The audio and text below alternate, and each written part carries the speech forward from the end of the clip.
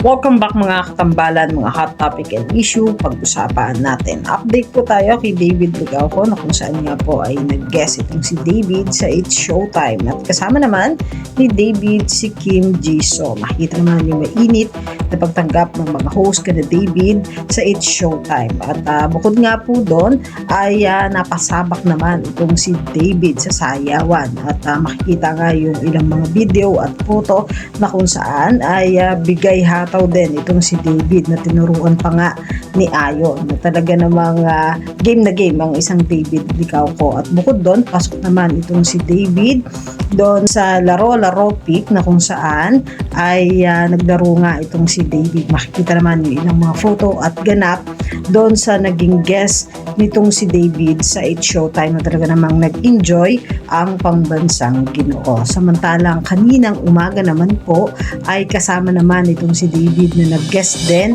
itong si Jillian Ward sa unang hirit. Makikita nga na nagsayaw pa nga itong si Jillian at David. Makikita rin yung ilang mga photo na kung saan ay kuha sa unang hirit at kasama naman ni David at Jillian yung mga host ng unang hirit na mainit din ang pagtanggap. Makikita na napakagwapo ng pambansang Ginoo habang nagsasayaw kasama nga po si Jillian Ward. At mamaya nga po ay ipapalabas na ang Never Say Die sa GMA Prime na pagbibidahan nila ni Jillian at kakaibang David Ligauco ang makikita natin na mala action drama series ang Never Say Die. Yan po yung mga update natin ngayon kay David. Kayo mga katambalan, ano ang masasabi nyo? Mag-comment lang sa comment section at pag-usapan natin. Yan ang mga hot topic and issue dito lamang sa Tambalang JK.